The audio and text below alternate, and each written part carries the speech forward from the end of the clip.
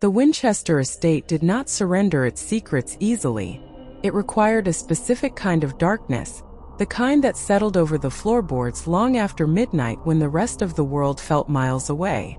It was there, beneath a warped mahogany plank in the attic, that the past finally bled into the present.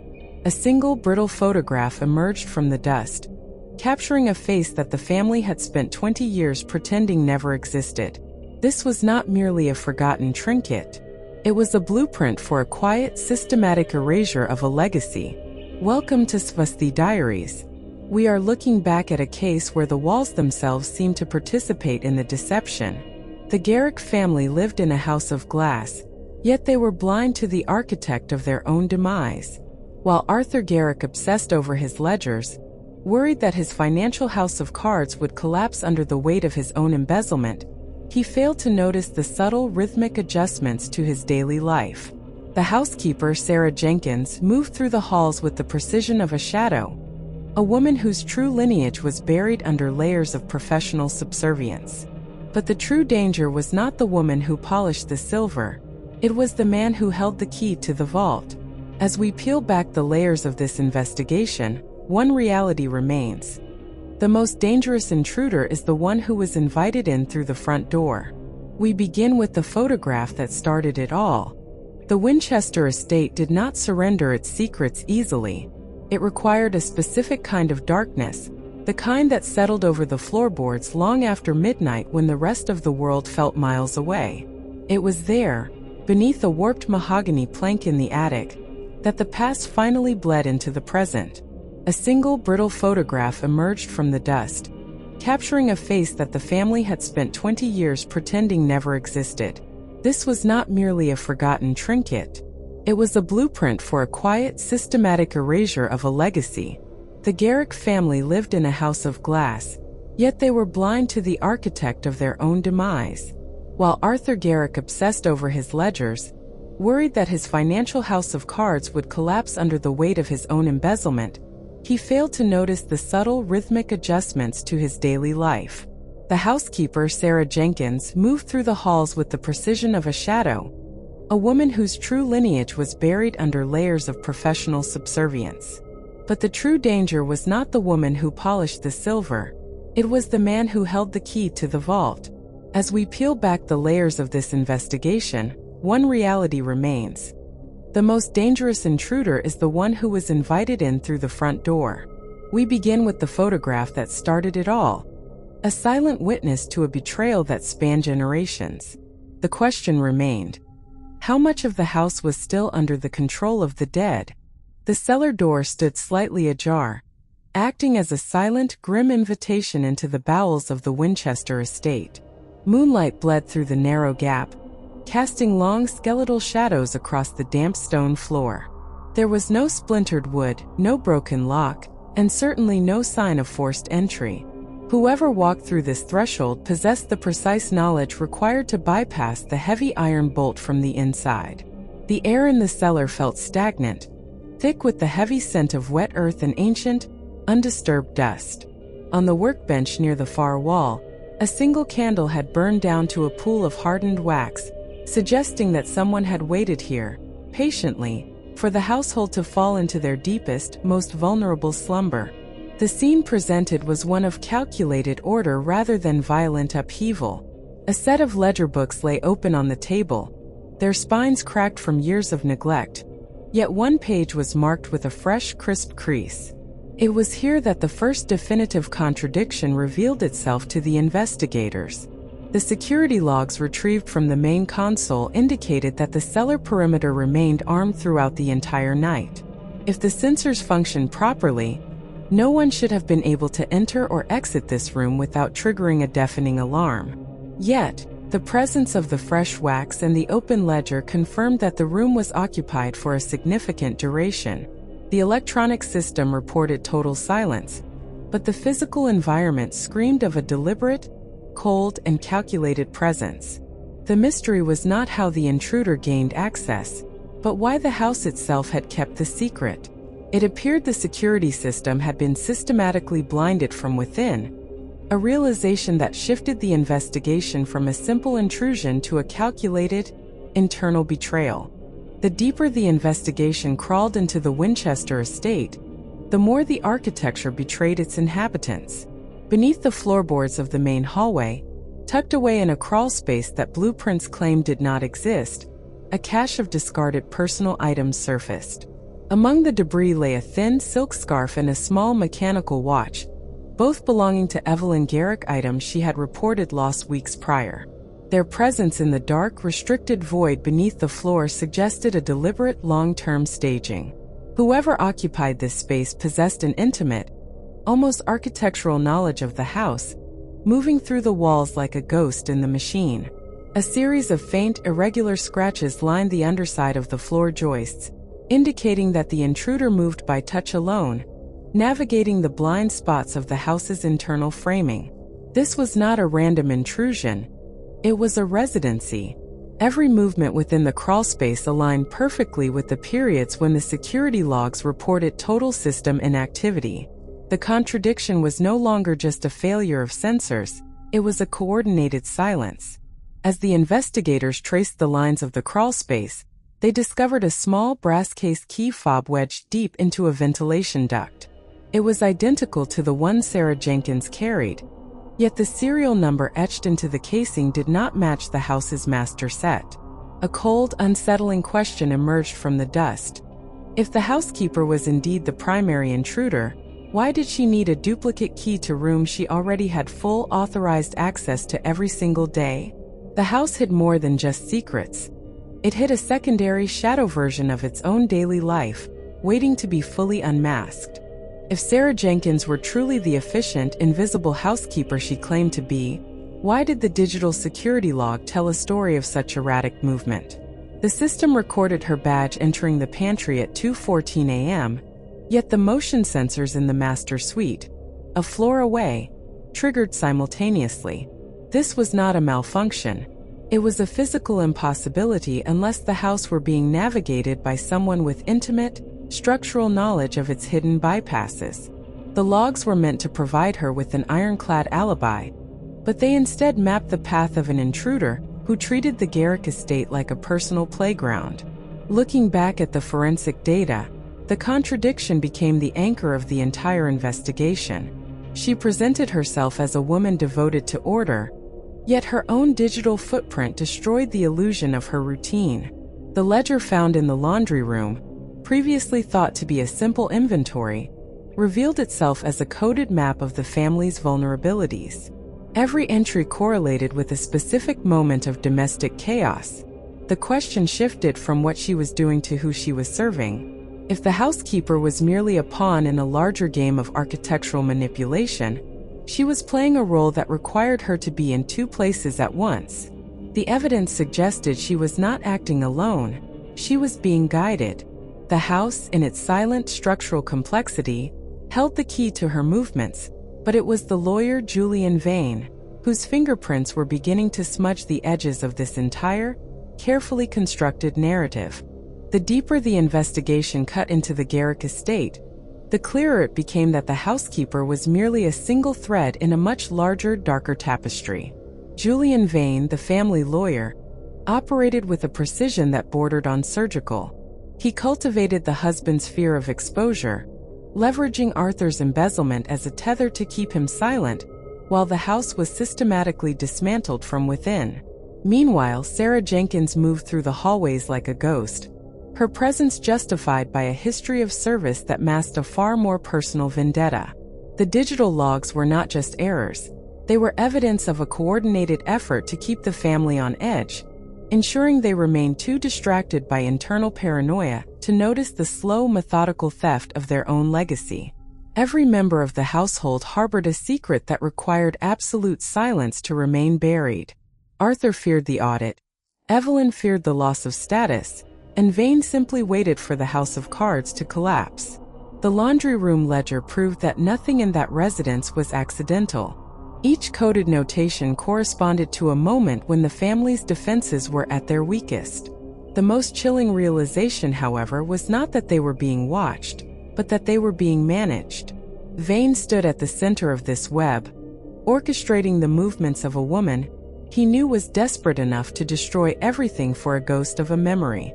As the pre-dawn silence settled over the foyer, the question remained. If Vane held the keys, why did he need Sarah to open the doors at all?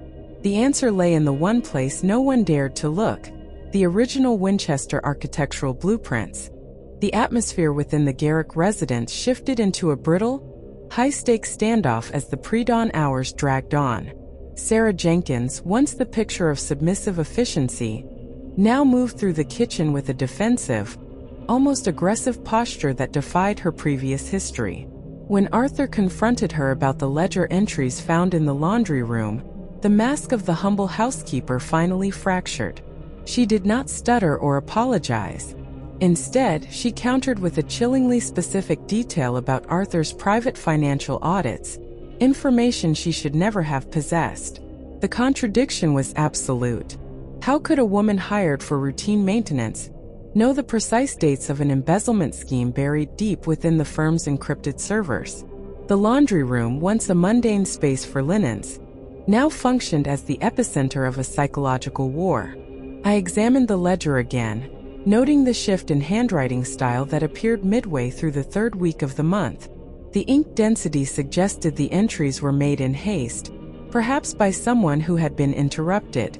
This was no longer just about a disgruntled employee seeking revenge for a past trauma.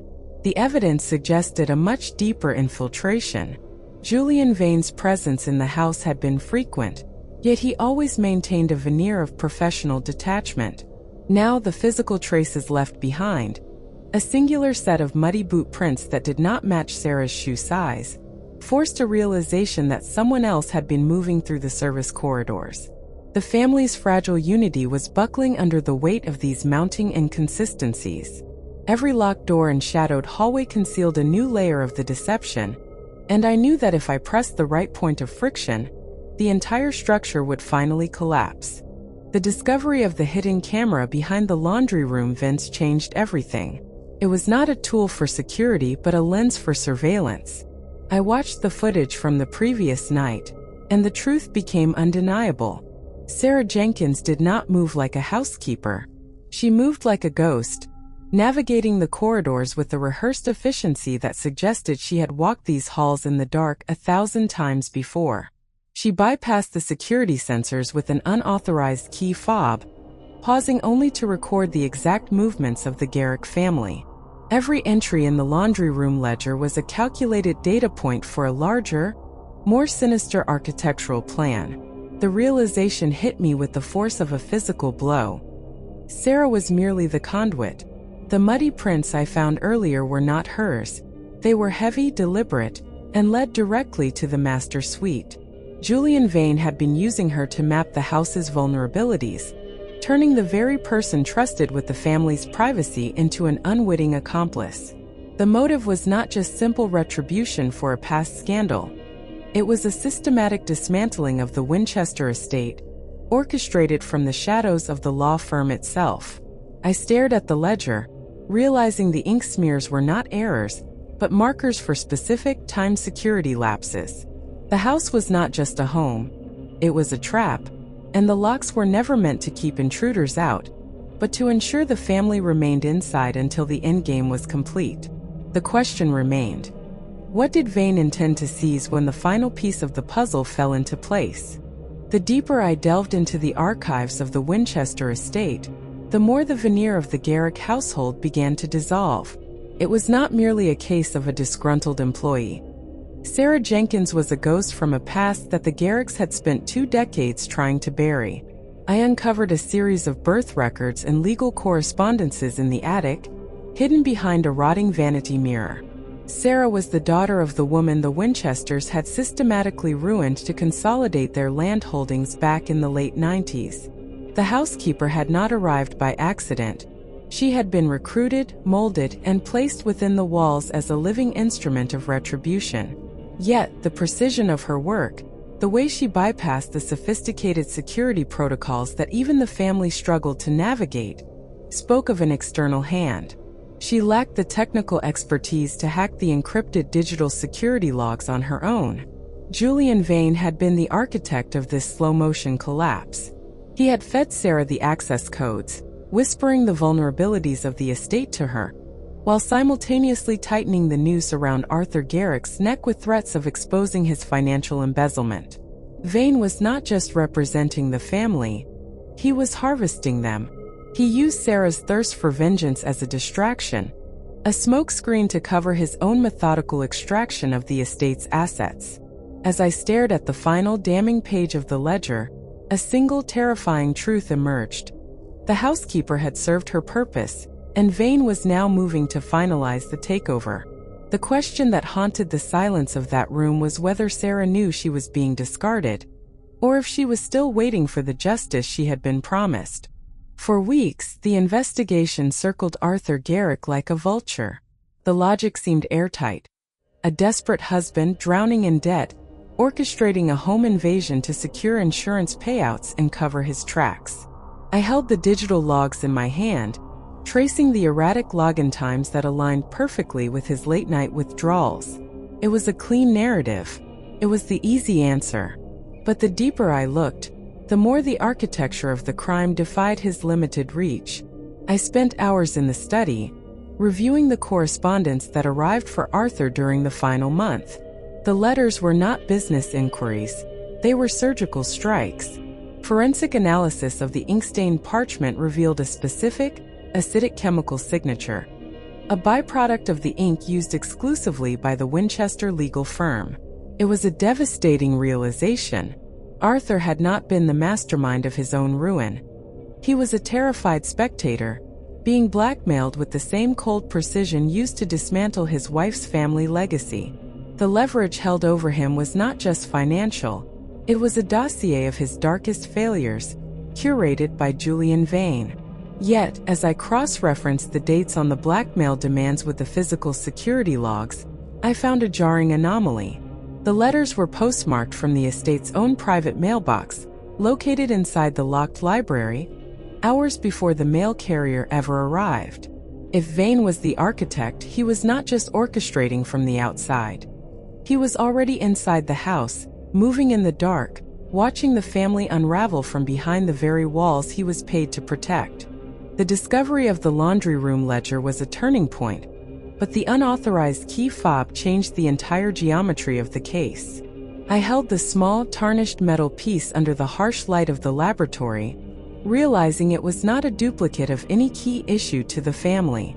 It belonged to the estate's secondary alarm system, a bypass tool that only the architect of the security grid would possess. When I cross-referenced the fob's unique serial frequency with the digital logs, the timeline snapped into focus. The housekeeper had not been sneaking into the master suite on her own initiative. She was being signaled. The erratic login times I initially attributed to Arthur were, in fact, remote activations of the security overrides. Julian Vane had been using the housekeeper as a physical proxy, guiding her movements through the house like a chess piece while he remained safely tucked away in his office.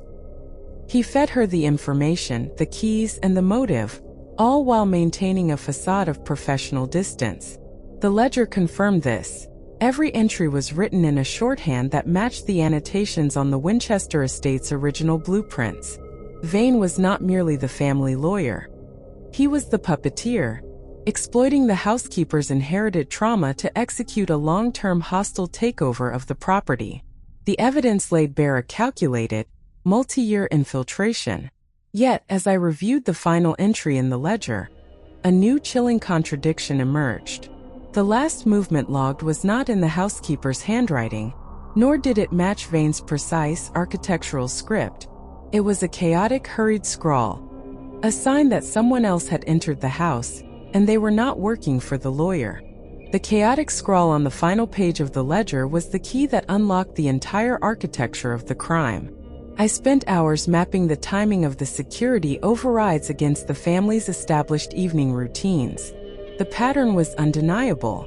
Each breach occurred at exactly 11:42 p.m., the precise moment Arthur Garrick retreated to his study for a nightly drink, and Evelyn retired to the solarium.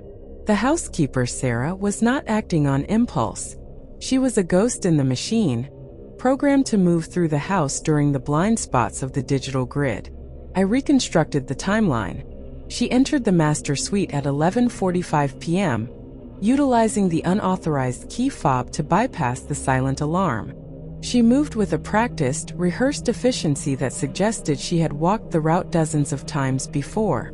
But the scrawled handwriting at the end of the log indicated a deviation, an intrusion within an intrusion. Someone else had accessed the house during the hour the housekeeper was confined to the service quarters. This unknown entity did not use the key fob. They entered through the cellar's ventilation shaft, a point of entry that bypassed all modern sensors. The logic held. Julian Vane had orchestrated the housekeeper's movements to provide a distraction, a loud, visible trail of breadcrumbs for anyone looking for a culprit. Yet, while the house focused on the housekeeper's shadow, the architect was moving behind the walls. The contradiction was no longer just about the housekeeper's motive, it was about the vulnerability of the entire estate. I stared at the floor plans, realizing that the house was never meant to be a home. It was designed as a vault, and Vane was the only one with the combination to every single lock. The deeper I dug into the ledger, the more the architecture of this deception became clear. It was never about the housekeeper's simple, desperate need for retribution. Sarah Jenkins was merely the instrument, a blunt tool wielded by a much more sophisticated hand. The unauthorized key fob was not stolen. It was provided. The cellar ventilation shaft was not discovered by accident. It was mapped out for the intruder. Every move Sarah made was carefully choreographed to draw attention away from the real architect, Julian Vane. I looked at the legal correspondence found hidden behind the loose floorboard, and the connection was undeniable. Vane had been bleeding the Winchester estate dry for years, using Arthur Garrick's own financial indiscretions as a leash. He didn't just want the Garrick fortune. He wanted the original Winchester records erased, and he used Sarah's family history to ensure she would be the one to light the match. The contradiction was painful in its simplicity. Sarah believed she was the hunter, but she was just another ghost in Vane's machine. The final piece of the puzzle lay in the signature on the escrow documents. The ink was still fresh, but the date was backdated to the very night the house was breached. Vane had already secured the deed before the smoke had even cleared from the solarium. The question remained. If Vane held all the cards, why did he leave the ledger behind? And what was he waiting for in those final silent hours before dawn? The master suite held a stillness that defied the chaos of the night. Looking back, the pieces aligned with the precision of a clock mechanism. Julian Vane had not merely orchestrated a theft, he had conducted a symphony of ruin. The unauthorized key fob, found discarded beneath the vanity, was the final confirmation of his direct involvement. Vane had manipulated Sarah Jenkins's grief, feeding her the false narrative of a righteous crusade, while he systematically drained the Winchester estate of its liquidity. He had used Arthur's financial vulnerability to force his hand, ensuring the husband remained a silent, terrified accomplice. The laundry room ledger, once decoded, revealed the specific timeline of their movements, proving Vane had entered the premises under the guise of an emergency legal consultation well before the alarm was triggered. He had left the ledger behind as a final, arrogant signature, believing his backdated escrow documents would shield him from any scrutiny. But the ink on the signatures betrayed the truth. It was too fresh, a physical contradiction that ruined his carefully constructed alibi. As I re-examined the room, the scent of expensive cigar smoke lingered near the ventilation shaft, a detail that placed Vane at the scene long after the housekeeper had supposedly fled. He had not only planned the breach, he had watched the fallout from the shadows, waiting for the final collapse of the Garrick name. The motive was never simple retribution for the past. It was a cold, calculated erasure of a legacy. Yet, as the pre-dawn light threatened to expose the scene, one final chilling question remained. What did Vane intend to do with the original Winchester deeds, and why had he chosen this specific house to bury the truth? The echoes of the night faded into the rhythmic hum of the city, leaving the Winchester estate to stand as a cold monument to Vane's ambition. With the legal documents finally seized, the web of deception unraveled completely. Vane's attempt to rewrite history through forged escrow signatures failed, as the forensic analysis of the ink composition proved the documents were produced long after the original deeds were recorded.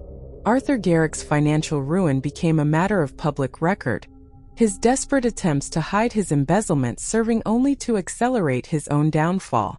Sarah Jenkins, the pawn in a game she never truly understood, remained in custody, her silence a testament to the manipulation she suffered at the hands of a man she once trusted as a mentor.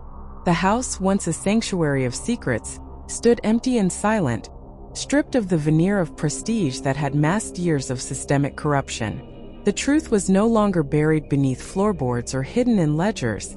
It was exposed, stark and unyielding. As the final lights flickered out, the legacy of the Garrick family dissolved into the darkness of history, leaving nothing behind but the cold, hard facts of a crime defined by greed and orchestrated by those sworn to protect the law. The mystery of the Winchester deeds was solved, yet the cost of such clarity was the total erasure of a name. If you enjoyed this deep dive into the shadows of the past, please subscribe to Swasti Diaries.